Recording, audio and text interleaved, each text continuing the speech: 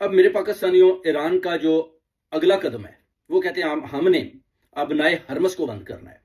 क्योंकि ये आपने पट्टी देखी है, 2100 अपना माइल में फैली हुई है, जो ईरान और ओमान इसके दरमियान का हिस्सा है। इसमें से 25% तो जो अपना एलपीजी गैस है, उसके अलावा फिर 20% जो है ना, ये तो जाती हैं अपना दूसरे मुल्कों में। मगर एशिया जो है ना, जिसमें चाइना, जापान, पाकिस्तान, इंडिया, जितने भी ये ममालिक आते हैं, यानी आप कह लें 77% जो है ना अपना तेल इधर से जहाज़ों के जरिए उधर भी जाता है। अगर इनकी छाता बरदार जो अपना फौज है वो उधर अटैक करती है और इनको बंद कर देती है, तो फिर उसमें आप देख लें फ्रांस, बरतानिया, जितने भी ममालिक हैं, आप हिसाब लगा लें कि उनकी जो फिर पेट्रोल और गैस की जो प्राइस है वो किधर जाएगी। फिर ये डेफिनेटली सब मिलकर जिधर भी ईरान के फौजी अड्डे होंगे उधर अटैक करेंगे। मगर ईरान अगर जब इनको स्टॉप करता है, इन जहाज के तेलों को जो अपना भरे होते हैं तेल के साथ, तो वो लेकर जाना चाहती है, तो इस पट्टी के ऊपर अटैक करता है और उनको अपना उसको कब्जे में ले लेता है, तो फिर ये एक बहुत बड़ी, यानी आलमी सतह पर बहुत बड़ी प्रॉब्लम बन जाएगी। क्योंकि तेल तो हर मुल्क को चाहिए। अब 77% वो तेल भी बंद हो जाता है जो एशिया की तरफ जाता है। तो ईरान कहता है कि हम नहीं जाने देंगे, तो फिर सारे ममालिक मिल गए ईरान के साथ। फिर अगर वो फाइट करते हैं, यानी उसको अगर ईरान ना चाहे तो उनकी तरफ से तेल को लेना बहुत मुश्किल है।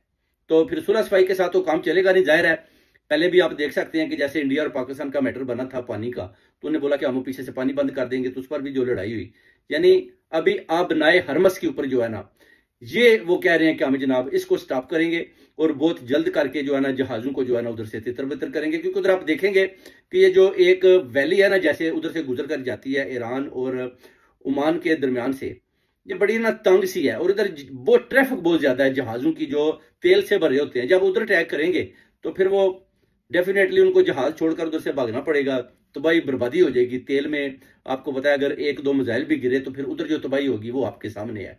तो फिर ये भाई, ये जो अपना इनका तिजारत का सिलसिला है वो भी खत्म हो गया। और फिर जो ये अरब ममालिक हैं या अपना एशियन ममालिक हैं, इनके अंदर जो प्राइस का लेवल होगा वो बहुत ज्यादा हो जाएगा। यानी 77% जो अपना ऑयल है या एलपीजी है वो भी उधर से आती है। तो पाकिस्तान में आप देख लें, पहले लोग पेट्रोल को अफोर्ड ही नहीं कर सकते, गैस को नहीं, बड़ी मुश्किल से करते हैं, तो उनका क्या हाल हो जाएगा। डेफिनेटली लोग गाड़ियां अपने घरों में पार कर देंगे। और ये जो अब लड़ाई है बहुत बड़ी बन चुकी है। आपके सामने कतर के ऊपर और इराक के ऊपर मिसाइल डाले गए। अब नए हरमस की तरफ ईरान ने इशारा दे दिया है। तो डेफिनेटली जब वो कुछ करते हैं तो वो बताते हैं कि हम ये करने जा रहे हैं और वो करते हैं। अब अमेरिका को भी देखना पड़ेगा कि अगर वो दोबारा ईरान के ऊपर अटैक करते हैं तो वो जो उनकी जो अपना अटैक करने की ताकत है वो क्या है। क्या वो B2 बम्बर के साथ दोबारा अटैक करते हैं या कोई उससे भी बड़ा बम लाकर फेंकने की कोशिश करते हैं।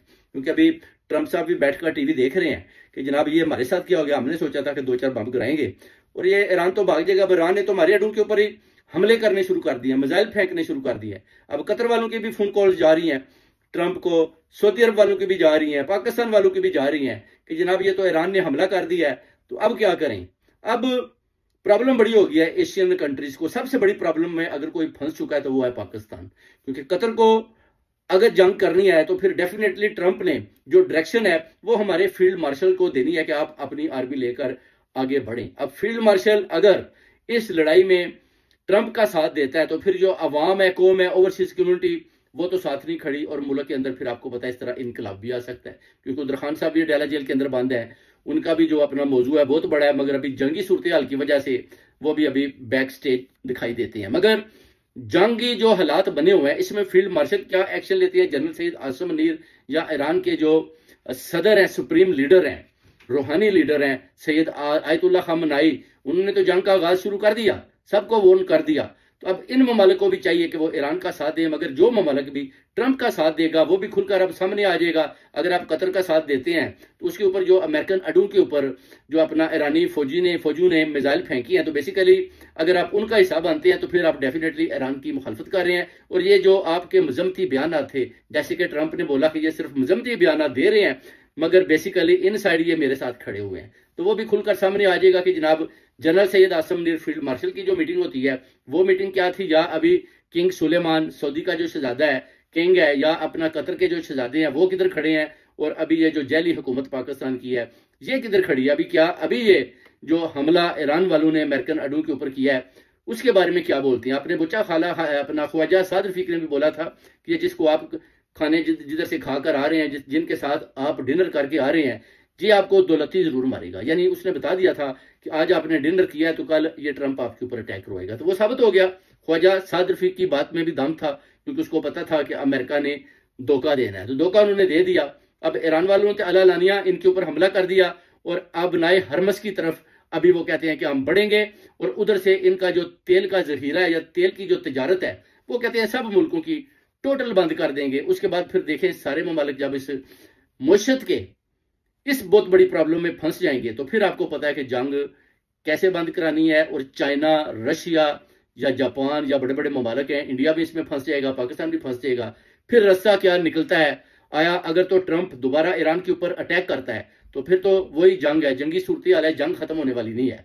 क्योंकि ट्रंप का ये भी आपको पता है कि जब भी किसी मुल्क के अंदर जंग लगती है तो अमेरिका ऐसे ही बस छलांग लगा देता है कि जनाब हम भी आ गए हैं। उसके बाद ये 10-20 साल उधर बैठा रहता है, उसके बाद ये चला जाते हैं, बोलते हैं जी हाँ जी आपको कुछ मिला, तो ये कहते हैं जी बस ये कुछ भी नहीं, उधर का कुछ नहीं था, बस हमारी गलती थी, हम ऐसे ही बस जंग के अंदर चले गए। तो जो ये निजी इनकी मेरे पाकिस्तानियों पुरानी आदत है, अभी ये इधर इधर जंप लगा चुके हैं। क्योंकि इधर आपको पता है अरब ममालिक हैं, तेल है, और तेल के लिए आपको पता है कि इन्होंने हर सूरत में उधर पहुंचना है, मदद करनी है और लड़ाई करनी है। मगर देखना है कि क्या ये हमारे field marshal general Syed Asim Munir को क्या इशारा देते हैं। Field marshal general Syed Asim Munir या उनके जो तर्जमान है फौज के, वो इस जो जंग अभी शुरू हुई है अमेरिकन अड्डों के ऊपर, ईरान जो अटैक कर रहा है उसके बारे में क्या कहते हैं, कतर क्या कहता है, ट्रंप क्या कहता है, या किंग सुलेमान इसको किस नजर से देखता है। यूएई को भी डर है कि जनाब अब ये लड़ाई तो हमारी तरफ भी आ जाएगी, जंग तो फैल चुकी है, तो अब क्या करें। इसको अब इन्होंने बड़े तरीके के साथ टैकल करना है, क्योंकि मशरक़ वस्ता में फैलती हुई जंग सारे ममालिक जो है ना उनके अंदर खतरे की घंटियां बज रही हैं और उसमें पाकिस्तान भी बुरी तरह फंस चुका है और हिंदुस्तान भी, भारत भी देख रहा है, चाइना और रशिया की भी इन सब चीजों के ऊपर नजर है। अब देखते हैं कि ये सारे ममालिक टर्की ये मिलकर कौन सा कदम उठाते हैं कि ये जंगबंदी होती है या फिर ये दूसरे ममालिक में भी फैल जाती है।